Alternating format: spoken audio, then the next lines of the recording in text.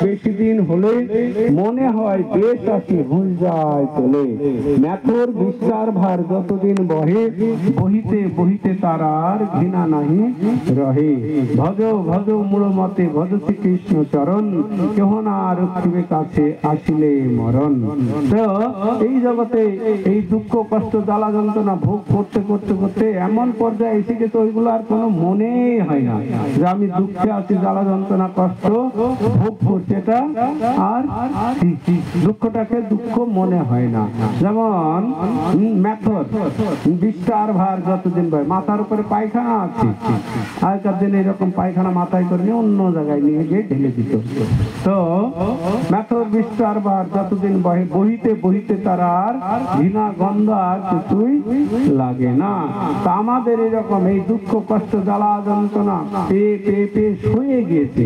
তো যখন কেউ বুঝতে পারে না আমরা এই জগতে সুখে নেই, জ্বালা যন্ত্রণা আমরা ভোগ করছি সবসময়, তখন এর থেকে কিভাবে আমরা নিষ্কৃতি পেতে পারি তার পন্থা আছে। তো সেই পন্থাটা সকলে গ্রহণ করে না বা জানতেও চায় না। তো যারা এরকম জানতে চায় তারা মহাভাগ্যবান। এই মতো ব্রহ্মাণ্ড ভূমিতে কোন ভাগ্যবান জীব, কোন এরকম ভ্রমণ করতে করতে কোন ভাগ্যবান জীব সাধু সঙ্গে নিজ তত্ত্ব অবগতন, সাধুর কৃপায় এই মতো সংসার ভূমিতে কোন ভাগ্যে কেহ তারে নদীর প্রবাহে যেন কাষ্ট লাগে তীরে। সংসার ভ্রমণ করতে করতে করতে কোন ভাগ্যবান কি নদীর প্রবাহে যেরকম ভেসে যায় কাঠ, এইরকম আমরা এরকম সংসারে ভেসে যাচ্ছি। তো ভেসে গেলে কোন কৃপায় যদি তীরে লাগে তখন সেই কাঠকে নিয়ে কাজে লাগায়। সেই রকম সাধুরা ঠিক তেমনি এইরকম মানুষের সঙ্গে মেশে কথা বলে, দাঁড়ে দাঁড়ে যায় কেন? তাদেরকে কৃপা করার জন্য। সেই রকম সাধু সঙ্গ না যতদিন আমরা পাচ্ছি, ভক্ত সঙ্গ যতদিন না পাচ্ছি ততদিন ভগবানের ভক্তি আমরা লাভ করতে পারবো না। তাই ভগবানের ভক্তি লাভ করতে গেলে আমাদের ভক্তিষ্ঠু ভগবত সঙ্গে পরিযায়তে ভক্তি লাভ হবে ভক্ত সঙ্গের মাধ্যমে। ভক্ত সঙ্গ না করলে কখনোই আমরা ভক্তি লাভ করতে পারবো না। আর এই ভক্তি লোভিবারে নাহিক উপায়, ভক্তি লভে সর্বজীব বৈষ্ণব কৃপায়। বৈষ্ণবের কাছে আছে শ্রীকৃষ্ণের ভক্তি, তার কৃপায় অন্য লাভে শ্রীকৃষ্ণেতে ভক্তি। তো বৈষ্ণবের কাছে ভক্তি আছে, আর এই ভক্তি ছাড়া ভগবানকে কখনোই পাওয়া যাবে না। তাই ভক্তি আছে ভক্তের কাছে, সেই জন্য ভক্ত সঙ্গ করতে হবে, সাধু সঙ্গ করতে হবে। শাস্ত্র বর্ণনা করছেন যে পদ্মপত্র স্থিত জল কবু নহে স্থির, তেমনি এই জীবন সতত অস্থির। একমাত্র ক্ষণকাল সাধু সঙ্গ ভাবে, সংসার সাগর পারে তরণী হইবে। ভজ ভজ মূঢ়মতে ভজ শ্রীকৃষ্ণ চরণ, কেহ না রক্ষিবে আছে কাছিলে মরণ, কাছে আসিলে মরণ।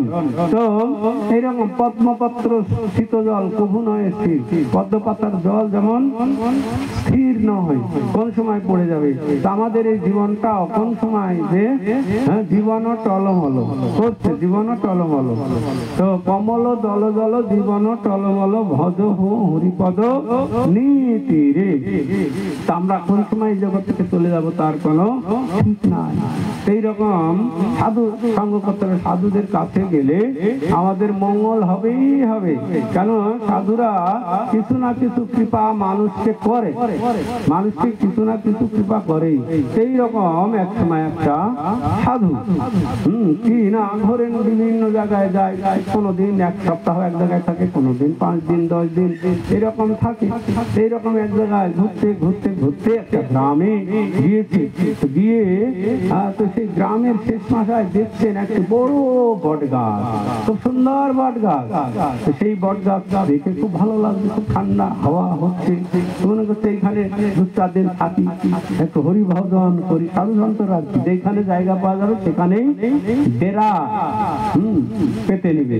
এইরকম আমাদের গৌরাঙ্গ মহারাজ বলেন যেরকম যে এই জগন্নাথ দাস বাবাজি, উনি এরকম কখন কিভাবে যে কি করবে তার বোঝা যায় না, যেত না। সেই রকম তার সঙ্গে তার সেবক ছিল বিহারী কৃষ্ণ দাস, বিহার দেশ থেকে এসেছিল, ওনার নাম কৃষ্ণ ছিল, তাই সবাই ডাকতো বিহারী কৃষ্ণ। তো তিনি ওই জগন্নাথ দাস বাবাজিকে ঝুড়িতে নিচ্ছেন, ঝুড়িতে নিয়ে বাঁকে একদিকে কাপড় চোপড় থাকতো আর একদিকে না কি না ওনাকে বসিয়ে নিতেন, নিয়ে চলতেন। তো বিহারী কৃষ্ণ দাস যেখানে জগন্নাথ দাস বাবাজি বলতেন সেখানেই নিয়ে যেতেন। সেই রকম ঘুরতে ঘুরতে একসময় বৃন্দাবনে গিয়েছেন। তো বৃন্দাবনে গিয়ে না একটা সুন্দর জায়গা দেখছে, একটা বড় পুকুর, তার ধারে অনেক আম গাছ, অনেক গাছপালা আছে, ঠান্ডা পরিবেশ ভালো।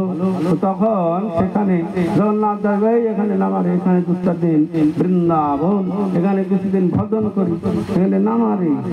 তো বিহারী কৃষ্ণ দাস নামালেন, নামিয়ে তো ওনাদের এরকম যে আমাদের খাওয়া চিন্তা আছে, থাকার চিন্তা আছে, এরকম নয়, এখানে যেমন তেমনই থাকে, খাওয়া নেই নাই, হ্যাঁ গাছতলায় আছে, গাছতলায়। সেইভাবে সাধু সন্ত কখন কিভাবে কাকে কৃপা করবে বোঝা খুব মুশকিল। সেইভাবে সেই সাধু একটি গ্রামে শেষে একটি বটগাছ পেলেন, খুব সুন্দর দেখতে। তো সেখানে তিনি কি করতে লাগলেন না, ওখানে ভজন সাধন করা শুরু করে দিলেন। তো ভজন সাধন করছেন, তো এই গ্রামের লোকজন তখন দেখছেন একজন খুব সুন্দর মহাত্মা এসেছেন আমাদের গ্রামে, বটগাছের নিচে আছে। তো সবাই যাচ্ছে, সবাই গিয়ে সেই সাধুর কৃপা লাভ করছেন। বিশেষ করে সাধারণ এই জড় জগতের যে সমস্ত মানুষ, এনারা না সাধু সন্তদের কাছে নিজেদের বিভিন্ন রকমের সমস্যা নিয়ে যায়। কেউ যে ভক্তি করতে যাবে, যে আমি ভক্ত হতে চাই, আমি কিভাবে কৃষ্ণ ভজন করব, ভালো কিভাবে আমি হরিভজন করব, কোনো বাধা না আসে, সেই সমস্ত বিষয় কিন্তু বলুন, সেসব নয়। আমার মেয়ে কথা শুনছে না, একটু কৃপা করুন, আমার নাতিটা খুব চঞ্চল, আমার পেট ব্যথা, আমি একটা কেসে পড়ে গিয়েছি, এই কেস থেকে আমাকে মুক্ত করো বাবা। এই নানান রকম নানান ঝামেলা নিয়ে সাধুদের কাছে যায়। তো কি করবেন, আমার সাধু আছে গ্রামে, চলে যাবে বাবা, সব ঠিক হয়ে যাবে, ঘর যা। এইরকম সারা দিন লোকজন আসে, সারাদিন কৃপা করে। তো বেশ কয়েকদিন সেখানে আছে, অনেক অনেক লোক আসছে। তো সেই গ্রামে একটা চোর থাকতো, সেই গ্রামে একটা চোর। সেই চোর তো তখন ওই দিনের বেলায় তো আসতে পারে না, যে চোর লোকে মারধর করবে গেলে।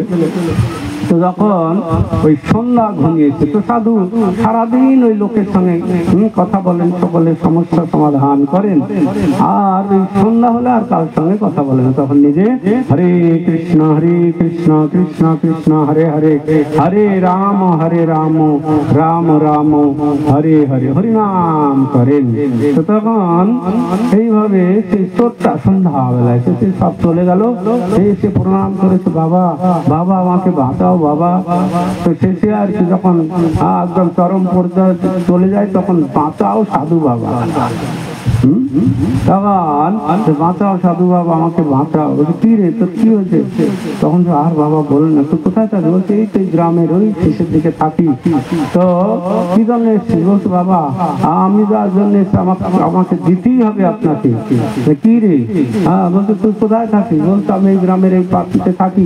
তো কি কাজ করিস? বলছে আমার কাজকর্ম কিছু নেই, আমি একটা চোর, আমি চুরি করি, চুরি করেই সংসার চালাই। তা আমি কি করবো? আমার কাছে তো কিছু নেই যে তোকে আমি দেবো, না আপনাকে কিছু দেবেন, আমাকে শুধু কৃপা করুন। বলছে কি কৃপা করতে হবে?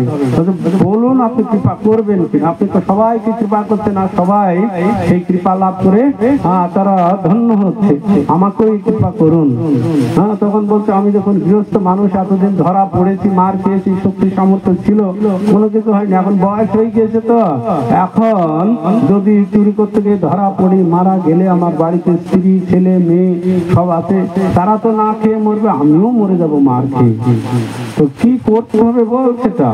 তখন বলছেন বাবা আমাকে এই কৃপা করো, যেন আমি চুরি করব কিন্তু যেন ধরা না পড়ি। চুরি করব যেন ধরা না পড়ি। সাধুদের চুরি করবো না, সে তো বিশাল চালাক রে বাবা। হ্যাঁ, তো চুরি করবো তো ধরা, হ্যাঁ বাবা আমাকে এই কৃপা করো যাতে আমি ধরা না পড়ি। তখন সাধু বলতে ঠিক আছে, তোমার কথা আমি মেনে নিলাম, তুমি ধরা পড়বে না, কিন্তু আমার কথা তোমাকে শুনতে হবে। কি না, আমি আজ থেকে যা বলছি সেটা তুমি শুনবে। আজ থেকে তুমি কোনো সময় চুরি করো, ধরা পড়ো, আর মার খাও, যাই কিছু করো, কখনো মিথ্যা কথা বলবে না। যা হবে সত্য কথা বলবে, তাহলে তার দায়িত্ব আমার। কখনোই তুমি মিথ্যা কথা বলবে না, তাহলে আমি তোমার দায়িত্ব নেব। তখন সে বলছে ঠিক আছে, আমি আজ থেকে আর মিথ্যা কথা বলবো না। এইভাবে চলে গেল বাড়িতে। 2-4 দিন পরে তখন তোর মনে করছেন সাধুর কৃপা তো আমি পেয়ে গেছি, আমি তো ধরা পড়বো না, আমি তা ধরা পড়বো না। তো চুরি যদি করতে হয় মারি তো গন্ডার আর লুটিত ভান্ডার, রাজার বাড়িতে চুরি করবো। রাজার বাড়িতে চুরি করলে একবার চুরি করতে পারলে আর চিন্তা নাই।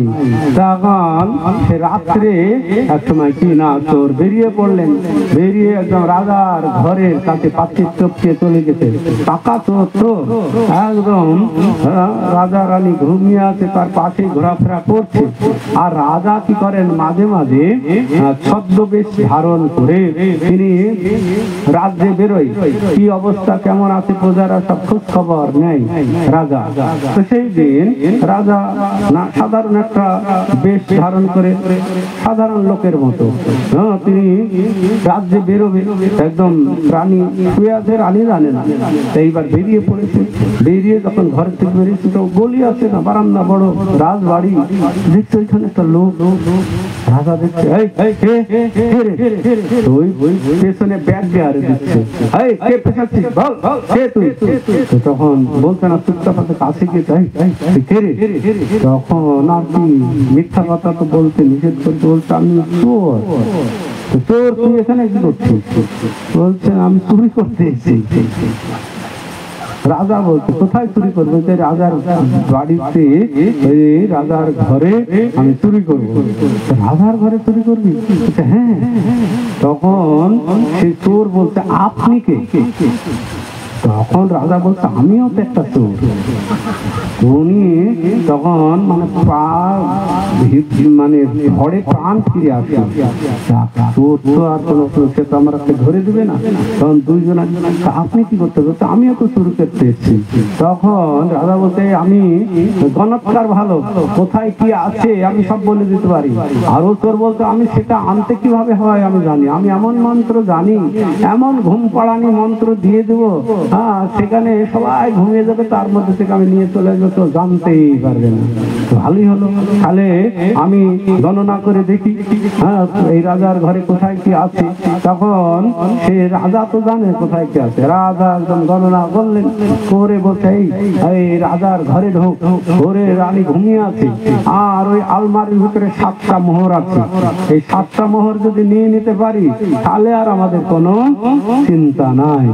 তখন বলতে এটা আনার তো কোনো ব্যাপার না, আমি এমন মন্ত্র দিব রানী আর জেগে উঠবে না, সকালে উঠবে, আমি এনে দিচ্ছি জানা। এইভাবে এই ঘরের কাছে গিয়ে মন্ত্র বলে একদম গিয়ে দেখছে, হ্যাঁ আলমারি খুলে দেখছেন 7টা মোহর আছে। আর আলমারি তো লক করা, আবার চোরেরা জানে লক কিভাবে খুলতে হয়, বোঝা গেল? তো যত বড়ই তালা থাক চোরেরা খুলে ফেলবে। খুলে দেখছে হ্যাঁ 7টা মোহর নিয়ে চলে আসলো। তো রাজা তো চোর ভাবে দাঁড়িয়ে আছে, এই যখন নিয়ে এসছে তাহলে ঠিক আছে, তাহলে ভাগাভাগি করে নিয়ে চল, দুজনা চলে যায়। যখন 7টা মোহর তো তিনটা ভাগ করলো, কিন্তু আর একটা কি হবে, সমান সমান ভাগ করতে গেলে এখন মোহর ভাঙবে, মোহর ভাঙলে তো নষ্ট হয়ে যাবে। তখন রাজা বলতে একটা মোহর তো ভাঙার দরকার নেই, নষ্ট করার দরকার নেই, যেখানে ছিল সেখানে রেখে আমরা তিনটে দুইজনা নিয়ে নিই, আর একটা রেখে আসে। তো একটা রেখে দিয়ে আবার চলে আসলো। তো তখন রাজা বলছে আবার যদি এরকম একটা দান পাওয়া যায় কোথাও, তাহলে তোমাকে কোথায় পাবো, তোমার বাড়ি কোথায়? তোর মনে করতে হয় আমার সব অ্যাড্রেস তো সব নিয়ে নিচ্ছে। বলছে আমার তো ওই অমুক গ্রামে বাড়ি। তো কি নাম রে? বলছে আমার নাম বিশু চোর। সব অ্যাড্রেস নিয়ে নিচ্ছে, ফোন তো ছিল না, ফোন নাম্বার নিয়ে নিয়ে। আবার কোথাও যদি এরকম পাই তাহলে তোকে খবর দেবো, তুই চলে আসবো, আমরা একসঙ্গে চুরি করে নেবো। তখন সেই চোরও বলতে আপনি কোথায় থাকেন? তখন তো আমিও এই গ্রামে থাকি, আমি ঠিক তোমাকে খুঁজে নেবো, কোনো চিন্তা নাই। এখন দুইজনকে আমরা চলে যাই বাড়িতে, আবার এক সময় দেখা হবে। এইভাবে দুইজনা চলে গেল দুদিকে। সকালে তখন রাজা মশাই তখন ঘরের থেকে বেরিয়ে যে মোহর গোলা গেল কোথায়, মোহর গেল কোথায়, রানীকে বলছে, রানী বলছে আমি জানি না। এইভাবে শোরগোল পড়ে গেল, রাজার ঘরে চুরি হয়ে গিয়েছে। রাজা তো জানে, তো চুরি হয়ে গেছে। তাহলে কি হবে? মন্ত্রী ছুটে আসলো, সেনাপতি ছুটে আসলো, গুপ্তচর ছুটে আসলো। তাহলে কি হবে? কি হবে? একদম সভা বসে গেল সকালবেলায়। রাজার ঘরে চুরি মানে সাধারণ না। সেনাপতি কি করছিল, তারপরে সেনারা কি করছিল, নিশ্চয়ই কোনো গলতি করছে। তো এইভাবে তখন সভা বসে গেল। তাহলে দেখো, এই চোর ছাড়া তো কেউ সন্ধান নিতে পারে, তাহলে আমাদের এই রাজ্যের চোর কি আছে দেখো। সবাই চিন্তা করতে করতে তখন তো ওই বিশু চোর একটা আছে, তোকে ধরে নিয়ে আসে, ও বলতে পারবে তাহলে ঠিক যে কে চুরি করেছে। হয়তো ও করেছে, না অন্য চোরে চোরে সব তো যোগাযোগ আছে। তখন সকালে তো ঘুমাচ্ছে, অনেক রাত্রে গিয়েছে না, সকাল 7টা বেজে গেছে, ঘুমাচ্ছে, একদম বাড়ি ঘিরে ফেলেছে সেনা সবাই। তো কি ব্যাপার জানি না, চলো রাজা মশাই তোমাকে তলব করেছে। রাজা মশাই তলব করেছে, চলো। তখন মোহর গুলো পকেটেই আছে। তা আসলো, আসার পরে তখন সভা, রাজা বলছেন, রাজা তুমি তোমার কি নাম? বলছে আমার নাম বিশুচর। তো তুমি চুরি করো নাকি? বলছে হ্যাঁ আমি চুরি করি। তাহলে রাজার বাড়িতে গত রাত্রে চুরি হয়েছে, তো কে চুরি করেছে তুমি জানো? তখন কি বলবে? মিথ্যা কথা তো বলতে নিষেধ করে দিয়েছে। তখন হ্যাঁ রাজা মশাই আমি জানি চুরি করেছে কে। বলতে কে চুরি করেছে? কোথায় তার বাড়ি? বলছে অন্য কোথাও না, আমি চুরি করেছি। সত্য কথা, তুমি চুরি করেছো? বলতে হ্যাঁ রাজা মশাই। তো বলছে কিরকম? বলতে এরকম 7টা মোহর ছিল, সেই 7টা মোহর নিলাম, আমার সঙ্গে আর একজনা জুটে গিয়েছিল চোর, তা সে 3টে নিয়ে গেছে, আমি 3টে নিয়েছি মোহর, আর একটা রেখে দিয়েছি। ঠিক বলছো? বলতে হ্যাঁ। তখন রাজা বলছে মন্ত্রী দেখো তো, আমার ঘরে গিয়ে দেখো তো সে মোহর আছে কিনা। মন্ত্রী একদম সঙ্গে সঙ্গে চলে গেল, মন্ত্রী গিয়ে দেখছে হ্যাঁ মোহর আছে একটা। তো সঙ্গে সঙ্গে পকেটে পুরে নিলেন মন্ত্রী, নিয়ে তখন রাজা বলছে কি পাওয়া গেল? বলছে না রাজা মশাই, ওই 6টা নিয়ে কি চোরেরা, কে চোরের ধর্ম আছে একটা রেখে যাবে? কোনো মোহর নেই রাজা মশাই, 6টা নিয়ে কি রেখে যাবে? সবগুলো নিয়ে গেছে রাজা মশাই। তখন সেই চোর বলছে কি বলছে যে এরকম 6টা নিয়ে গেছে আর একটা রেখেছে, কই? বলছে না তো। বলতে সব নিয়ে গেছে। বলতে না রাজা মশাই, আমি রাত্রে চুরি করেছি, একটা ছিল, আমি নিজে রেখে এসেছি। একদম তোর সব কথা বলে দিচ্ছে, হতেই পারে না। তখন তাহলে সার্চ করা হোক। তখন সেনাপতি বলতে এই সেনাপতি মন্ত্রী দেখো পকেটটা করে দেখো, এখনই তো আসলো, আর তো কেউ যায়নি। তখন মন্ত্রী আমি তো চুরি করেছি, হ্যাঁ তাই বহু কিছু, আমাকে বিশ্বাস নেই। তো আরে তোমার বিশ্বাসের কোনো দরকার নেই, সার্চ করলে থাকলে ভালো, না থাকলে তো তুমি নির্দোষ। একদম সার্চ করে দেখছে মোহর মন্ত্রীর পকেটের ভেতরে, একদম পেয়ে গেল। তখন আর কি হবে? তখন রাজা তখন বললেন দেখুন আপনারাই বিচার করুন, চোর হলেও সত্য কথা বলছে, কিন্তু এই মন্ত্রী আমার বিশ্বস্ত ব্যক্তি, কিন্তু ইনি মিথ্যা কথা বলছেন। এ হচ্ছে সত্যবাদী চোর আর মিথ্যাবাদী মন্ত্রী। এখন কি বিচার হবে বলুন? দুইজন আর কি বিচার হবে? তখন সমস্ত বুদ্ধিজীবী সবাই তখন বললো বিচার কি হবে?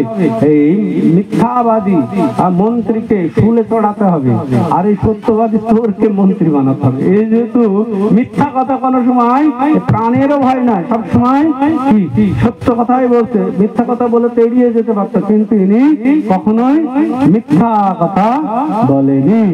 তাই ইনাকে মন্ত্রী বানানো হোক, আর মন্ত্রীকে শুলে চড়ানো হোক, মৃত্যুদণ্ড দেওয়া হোক। এইভাবে মন্ত্রীকে মৃত্যুদণ্ড দিলে করলেন আর সেই চোরকে একদম অভিষেক করে মন্ত্রী পদে প্রতিষ্ঠিত করলেন। তো করার পরে সুন্দর থাকার ব্যবস্থা, অনেক টাকা পয়সা পাচ্ছে। তো বেশ কয়েকদিন হয়ে গেল, আর মনে মনে ভাবছেন যে গুরুদেব আমাকে কি কৃপা করলো রে বাবা, আমি ছিলাম চোর, আর আজ আমি হয়ে গেলাম মন্ত্রী। একদম ছুটে চলে গেল গুরুদেবের কাছে। গুরুদেব তখনও যায়নি সেখান থেকে। গুরুদেব একদম যে চরণে পড়ে গেলেন, গুরুদেব আপনি আমাকে কি কৃপা করলেন, কি কৃপা করলেন? বলতে কি রে, কি হয়েছে? বলতে আমি ছিলাম কোথায় চোর, আর আপনি আমাকে মন্ত্রী বানিয়ে দিলেন। বলছে হ্যাঁ, এখন মন্ত্রী হয়ে তুমি অনেক সেবা করতে পারবে, তোমার এখন অনেক অর্থ, অনেক রাজকার্য তুমি পরিচালনা করো, যাতে এই সমাজে সবাই কৃষ্ণ ভক্ত হতে পারে, হরিনাম করতে পারে, কোনো বাধা বিপত্তি না থাকে, সেই তুমি কাজ করো। আর এতদিন তো তুমি ভক্ত ছিলে না, চুরি করেছো, বিড়ি সিগারেট গাঁজা গেড়ি বিড়ি সব একাকার করে দিয়েছো, এখন থেকে ওই রকম আর জীবনযাপন করা যাবে না। কি করতে হবে গুরুদেব বলুন, আপনি যা বলবেন আমি তাই শুনবো। তো তখন বললেন তুমি একটা জপমালা নাও, জপমালা নাও, তোমার স্ত্রী ছেলে মেয়ে সবাই জপ করবে বাড়িতে। বাড়িতে তো বাড়ি তো আছে, চুরি চামারি করে এখন তার পয়সার অভাব নাই, এখন তো মন্ত্রী তুমি, তোমার বড় বাড়ি, তো সেখানে একটা রাধা গোবিন্দের মন্দির বানাও বাড়িতে। তো সেখানে রাধা গোবিন্দের সেবা পূজা হবে সব পরিবারে। আর প্রতিদিন এতদিন তো খেয়েছো, নিজে নিজেই রান্না করেছো, যা পেয়েছো, হোটেল টোটেল কোনো জায়গায় বাদ দাওনি খাওয়া, এখন ওইগুলো খাওয়া বাদ দাও। এতদিন তো খেয়েছো, কি পেয়েছো ভালো, আর এই যে কয়েকদিনের ভিতরে দেখো কত সুন্দর একটা জীবন পেয়ে গেলে। আর এখন ওই সমস্ত অমেদ্য খাবার খাবে না, আর বাড়িতে তোমার স্ত্রী রান্না করবে, আর তুমিও কি করবে না, ভগবানের আরাধনা করে ভোগ নিবেদন করে প্রসাদ পাবে। কেন ভগবানের প্রসাদ না পেলে আমাদের আধ্যাত্মিক জীবনের উন্নতি হয় না। সেই জন্য শাস্ত্রে বলছেন আহার শুদ্ধি, চিত্ত শুদ্ধি, চিত্ত শুদ্ধি দুর্বাস নীতি, সর্বগ্রন্থি নাম বিপ্র মোক্ষ। আহার শুদ্ধ করার প্রয়োজন আছে আমাদের। যেমন আমরা আহার করবো তেমন আমাদের চেতনা তৈরি হবে। চেতনা আহারের উপরে নির্ভর করে। তো সেজন্য আহার আমাদের মানে ভগবানের প্রসাদ পেতে হবে। আর ভগবানকে না দিয়ে যদি আমরা খাবো তাহলে আমরা চোর। বলতেন যজ্ঞা শিষ্টাশীল সন্ত মুচ্যন্তে সর্বপ্রিয়সৈ ভুঞ্জতে তেতগণ পাপাম মুচ্যন্তে আত্মকারণা। আমার ভক্ত সমস্ত পাপ থেকে মুক্ত। কেন? তারা যা রান্না করে, যা খায়, তা আমাকে নিবেদন করে তারা প্রসাদ রূপে পায়। আর যদি নিরামিষ হয়, রান্না করে আর ভগবানকে না দিয়ে, আমাকে না দিয়ে খায়, প্রতি গ্রাসে গ্রাসে পাপ ভক্ষণ করে। তো তাই যারা আমাকে নিবেদন করে তারা তো পুণ্যবান, পুণ্য আত্মা। তো সেই জন্য তাদের আমাদের কি করতে হবে না, কৃপা করতে হয়। ভগবান এই কথা বললেন, তো সেজন্য আমাদের আহার শুদ্ধি করতে হবে। আর মানুষ সাধারণত পাপ করতে চায় না, তথাপি পাপ করে। তো সেই জন্য কি না, আমার চরণে দৃঢ় ভক্তি লাভ করতে হবে। অত কেন প্রযুক্ত অয়ং পাপং চরতি পুরুষ অনিচ্ছন্নপি বাসনেয় বলাদিব নিয়োজিত। সাধারণত মানুষ পাপ করতে চায় না, কখনোই চায় না, পাপ করতে কেউ চায় না, কিন্তু বলপূর্বক কে যেন নিয়োজিত করে পাপ কার্যে, সে বুঝতেই পারে না। তো এই অবস্থাটা কেন? অর্জুন জিজ্ঞাসা করছেন ভগবানকে, অত কেন প্রযুক্ত পাপং চরিত পুরুষ অনিচ্ছান্নপি বাসনে বলাদেব নিয়োজিত। অনিচ্ছা, ইচ্ছা নাই, তথাপি বলপূর্বক যেন পাপ আচরণে নিয়োজিত করে। এটা কি করে হয়? ভগবান কৃষ্ণ অর্জুনকে বললেন, হয় কামেশ ক্রোধেশ রজগুণ সমদ্ভুব মহাসন মহাপাপনা বিদ্যা এ নম্বৈরি নাম। রজগুণ, রজগুণ তমগুণ থেকে এইগুলো আসে। রজগুণ তমগুণ, তো রজগুণ তমগুণ এগুলো গুণের প্রকারে আমাদের মনোভাব তৈরি হয়। সেই রকম ভাবে রজগুণ তমগুণকে পরিত্যাগ করে সত্য গুণে যখন কেউ অধিষ্ঠিত হয় তখন সে আর পাপ করে না। তো সেজন্য বললেন যে এই রজগুণ তমগুণ থেকে ঊর্ধ্বে উঠতে হবে, সত্য গুণে যেতে হবে, তখন এই পাপ আদি কার্যে সে আর লিপ্ত হয় না। সেই রকম ভগবান বললেন আহার শুদ্ধ করতে হবে। আহার, সেই সেই সাধু বললেন তুমি এখন থেকে আর অমেধ্য খাবার খাবে না। অনেকে বলে তোরা তো এখনই সব ভক্ত হয়ে গেলে ভালো মন্দ খাওয়া ছেড়ে দিলি রে।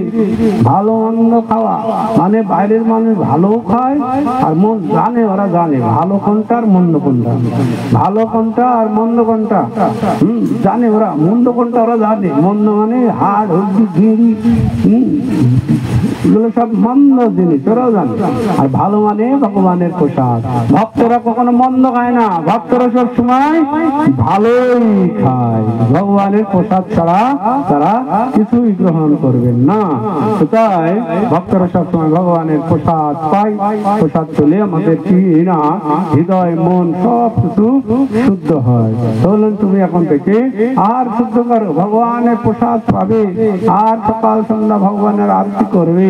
আর তুমি এখন মন্ত্রী, তোমার অনেক শক্তি আছে, হ্যাঁ, তো তুমি কি করবে না এই নাম হট্ট যাতে সাধু সঙ্গ পায় মানুষ, সাধু সঙ্গের মাধ্যমে যাতে অনেক মানুষ এই কৃষ্ণ ভক্তিতে আসে, ভগবানের আরাধনা করে, সেই ব্যবস্থা তুমি করবে। তো তাতে তোমার কোনো অসুবিধা না, মন্ত্রীও করতে পারবে, এই প্রচার কার্যও করতে পারবে। সেই থেকে বাড়ি থেকে তিনি সব পরিবারে ভগবানের ভজনা শুরু করলেন এবং মন্ত্রীর দায়িত্ব পালন করতে লাগলেন। এইভাবে তিনি দিন অতিবাহিত করতে লাগলেন। অনেকে ভাবে না মন্ত্রী হলে বড় পদ পেলে ভগবানের ভজনা করা যায় না। আগেকার রাজরাজারা সবাই ভগবানের ভক্ত ছিল। রাজা হরিশ্চন্দ্র কত বড় ভগবানের ভক্ত ছিল। হ্যাঁ, রাজা যুধিষ্ঠির কত বড় ভক্ত ছিল। তারপরে রাজা পরীক্ষিত, রাজা বীর হাম্মির, এই তো আজ থেকে 250 বছর আগে, সেও কত বড় ভক্ত ছিল রাজা।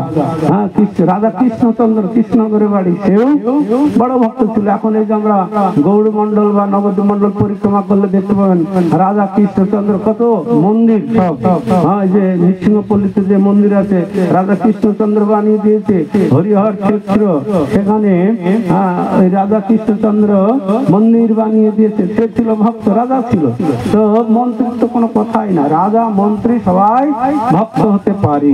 এইরকম আমাদের বর্তমান সময়ে অনেক মন্ত্রী ভক্ত আছে, অনেক মন্ত্রী, শুধু মন্ত্রী নয়, রাষ্ট্রপতিও ভক্ত। যেমন এখন বর্তমানে যে প্রধানমন্ত্রী আছেন, তিনি সাধারণ ব্যক্তি নয়, উনি হচ্ছেন একজন বড় ভক্ত ভগবান শ্রীকৃষ্ণ। হ্যাঁ, গীতা না পড়ে তিনি সকালবেলায় জল স্পর্শ করেন, কত বড় ভক্ত। এরকম ভক্ত হলে রাজা রাজ্য পরিচালনা করে আর প্রজারা সুখী হয়। কিন্তু যেখানে রাজা নাস্তিক হয়ে যায়, সেখানে রাজ্য সুন্দর পরিচালনা হয় না, প্রজারা সুখী হয় না। তো তাই আমাদের কি করতে হবে না, রাজা যদি ভক্ত হবে তাহলে প্রজারা সুন্দর সুখী হতে পারবে। এইভাবে আগেকার দিনে রাজরাজারা সব ভক্ত ছিল। আমরাও এখন দেখতে পাচ্ছি অনেক মন্ত্রী, এমএলএ, এমপি সব ভক্ত আছে, কেউ প্রকাশ করে, কেউ প্রকাশ করছে না। আর বিশেষ করে ইসলামের প্রচারের ফলে হ্যাঁ, কেই এরকম বাদ যাবে না যে অভক্ত হতে, সবাইকে এই ভক্ত হতেই হবে। কেন উপায় নেই, ভক্ত হওয়া ছাড়া আমরা কখনোই শান্তি, সুখ, আনন্দ কখনোই পাবো না। আমরা এই জড় জগতে যতই চেষ্টা করি টাকা পয়সা বাড়ি গাড়ি দিয়ে আনন্দ পেতে, কিন্তু আনন্দ পাওয়া যাবে না, সংসারে সুখ সমৃদ্ধি কিছুই আসবে না। তাই আমাদের কি করতে হবে না, হরিভজন করতে হবে। আমরা হরিভজন করার জন্যই এই জগতে এসেছি, অন্য কোনো কারণ নিয়ে আসেনি। আমরা শাস্ত্রে বলছেন জন্ম লয়েছে কৃষ্ণ ভক্তি করিবারে, কৃষ্ণ ভক্তি বিনা যত আছে মিথ্যা এ সংসারে। আমাদের জন্মটাই হচ্ছে কৃষ্ণ ভক্তি করার জন্য। কৃষ্ণ ভজিবার করে সংসারে আইনু, নিচে মায়ায় বদ্ধ হয়ে বৃক্ষ সম হইনু। কৃষ্ণ ভজন করার জন্যই আমরা এই জগতে এসেছি, কিন্তু নিচে মায়াতে আমরা বদ্ধ হয়ে গিয়েছি। বদ্ধ মানে ভগবানকে ভুলে যাচ্ছি। বলছেন গায় গোরা মধুর স্বরে, গায় গোরা মধুর স্বরে, হরে কৃষ্ণ কৃষ্ণ কৃষ্ণ হরে হরে, হরে রাম রাম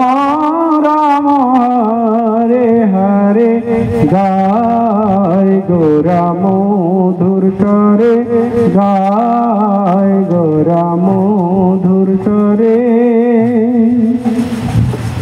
মায়া জালে বদ্ধ হয়ে আছো মিছে কাজলয়ে, এখনো চেতন পে রাধা মাধব নাম বলো রে।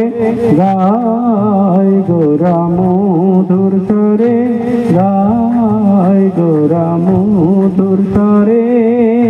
আমরা মায়া জালে বদ্ধ হয়ে গেছি। মায়ার একটা জাল আছে, মায়ার জালটা কোথায়?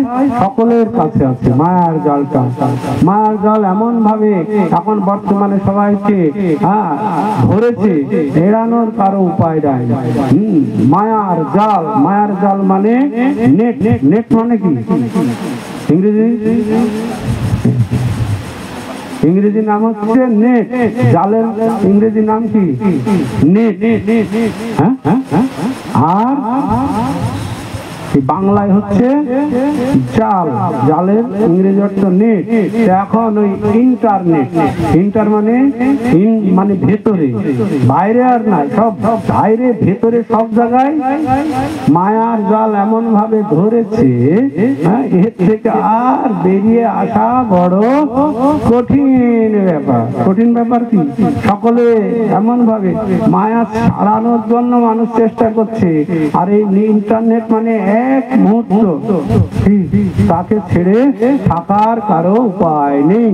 সেই জন্য এই মায়ার জাল, মিছে মায়ায় বদ্ধ হয়ে আছো মিছে কাজলে।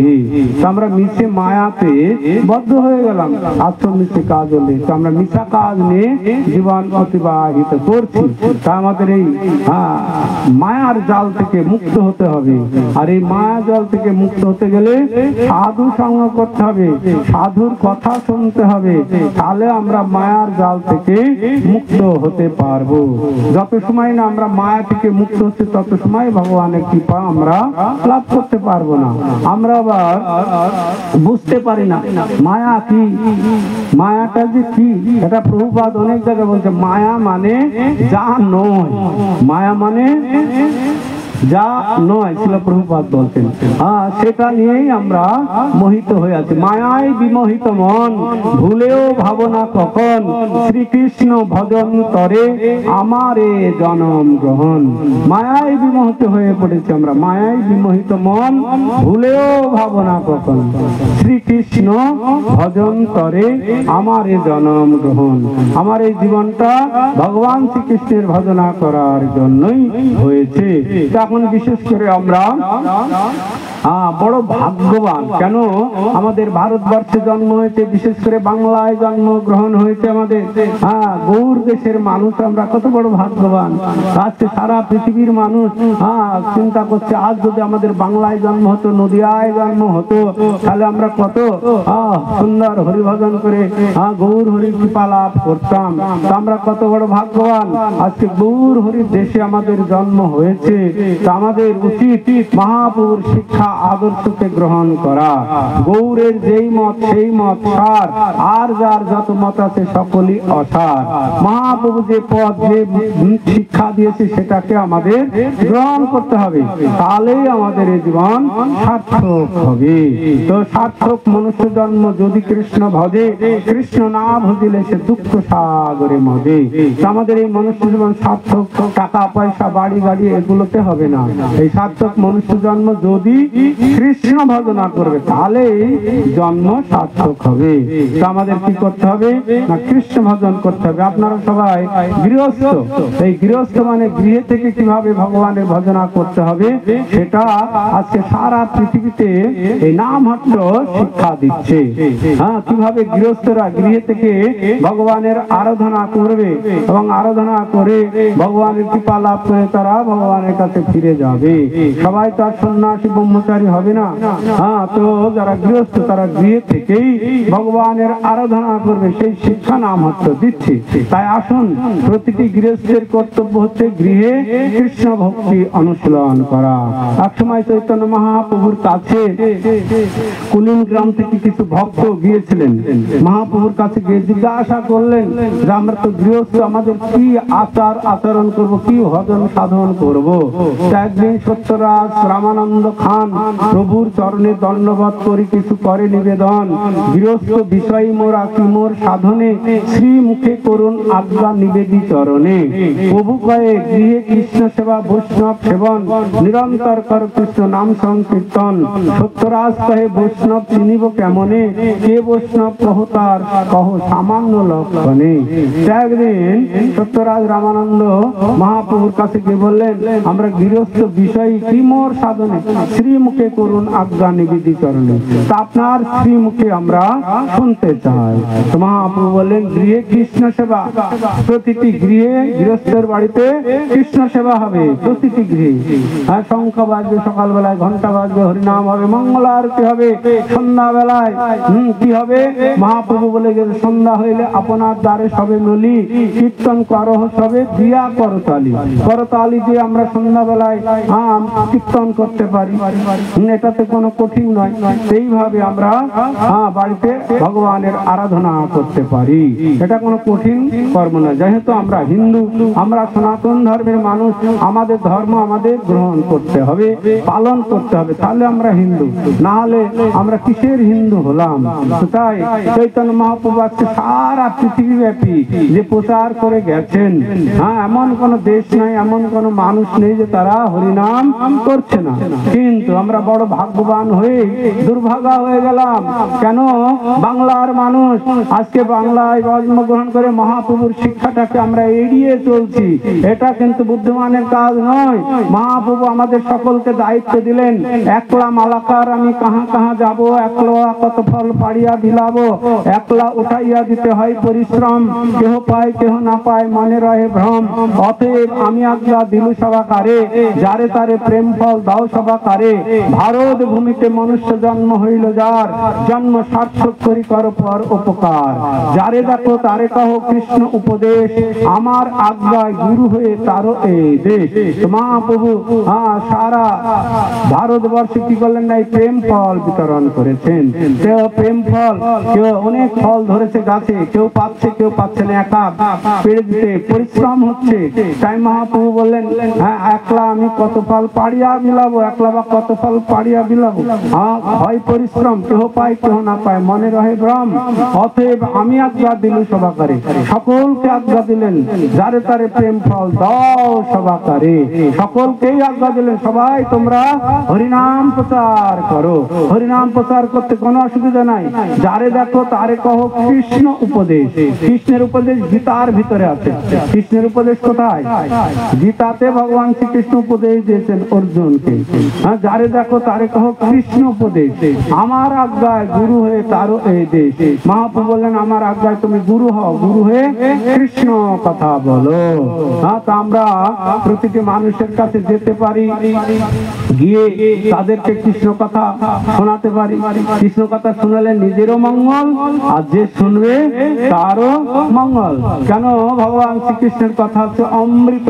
অমৃত আপনি জেনে খান না জেনে খান, কি অমৃতের কাজ অমৃত করবে। তব কথা অমৃতম তপ্ত জীবনম, কুভিড়িড়িতং কলমশাপহম। শ্রবণ মঙ্গলম শ্রীমদাচ্যুতম, ভুবি জিনন্তি তে ভূরিদা জনা। তব কথা অমৃতম। তো ভগবান শ্রীকৃষ্ণের কথা হচ্ছে অমৃত, তপ্ত জীবন। আমরা সবাই সংসার সন্তপ্ত হয়ে ছটফট করছি। যখন ভগবান শ্রীকৃষ্ণের কথা আমরা শ্রবণ করব, তখন তপ্ত জীবন শান্ত হবে। তব কথা অমৃতম তপ্ত জীবনম, কুভিড়িড়িতং কলমশাপহম। আমরা অনেক কলমশে আক্রান্ত হয়ে গেছি। তো যে কোনো ভাবে শ্রবণ মঙ্গলম শ্রীমদাচ্যুতম ভগবানের কথা শ্রবণ করলেই মঙ্গল হবে, যে কোনো ভাবে, হেলায় ইচ্ছায় অনিচ্ছায় যে কোনো ভাবে ভগবানের কথা শ্রবণ করলেই এক সময় না এক সময় আমাদের মঙ্গল হবে। এই ভগবানের কথা কখনো বিফল হয় না। ভগবান গীতায় বলছেন, নেহা বিক্রম নাশস্তি প্রত্যাবয় ন বিদ্যতে স্বল্পপন্ন ধর্মসূত্রাত মায়াত ভয়াত। এই ভক্তি যোগের অনুশীলন কেউ যদি অল্প একটু করে, তাকে সংসার রূপ মহাভয় থেকে পরিত্রাণ করে। তাই আসুন এই ভক্তি যোগ গ্রহণ করুন। চৈতন্য মহাপ্রভু যে শিক্ষা, যে আদর্শ দিয়েছেন, সেটাকে আমি ভালোভাবে গ্রহণ করতে হবে, তাহলেই ভগবানের কৃপা আমরা লাভ করতে পারবো। বিশেষ করে এখন কলিযুগ, এই কলিযুগে আমরা ভগবানকে এখন পাবো না, রাম ভগবানকে পাবো না, কৃষ্ণ ভগবানকে পাবো না, মহাপ্রভুও কেউ পাবো না। পাবো? দেখতে পাবেন তো ভগবান এখন কিভাবে আছেন? বলছেন, কৃষ্ণ নাম হইতে হবে সংসার মোচন, কৃষ্ণ নাম হইতে হবে পাবে কৃষ্ণের চরণ, নাম বিনা কলিকালে নাহি আর ধর্ম, সর্বমন্ত্র সার নাম এই শাস্ত্র মর্ম। তো বলছেন নাম বিনা, কৃষ্ণ নাম হইতে হবে সংসার মোচন, এই কৃষ্ণ নাম থেকেই সংসার থেকে উদ্ধার পাবে। কৃষ্ণ নাম হইতে পাবে কৃষ্ণের চরণ, কৃষ্ণ নামের থেকেই ভগবানকে পাওয়া যাবে। নাম বিনা কলিকালে নাহি আর ধর্ম, এই হরিনাম ছাড়া কলিকালে আর ধর্ম নয়, ভগবানকে আমরা পাবো না অন্য কোনো। এখন নাম রূপে কলিযুগে কৃষ্ণ অবতার, এখন ভগবান কোথায় আছে? নাম রূপে আছে, হরিনামের ভিতরে ভগবান আছে। এই যে আমরা হরিনাম করছি, তো এই হরিনামের ভিতরেই ভগবান আছেন। হরিনাম করতে করতে এক সময় যখন শুদ্ধ ভাবে হরিনাম হবে, তখন ভগবান এই নামের ভিতরে প্রকট হবে, আপনার সঙ্গে কথা বলবে, আপনার সঙ্গে বার্তালাপ করবে, আপনার যা দেওয়া শাক সবজি অন্ন রান্না করবেন, দেবেন, ভগবান সেটা গ্রহণ করবেন। আজকে সারা পৃথিবীতে এইরকম বহু মানুষ এই নামহট্টের সঙ্গে এসে তাদের জীবন সুন্দর সুখময় আনন্দময় করে গড়ে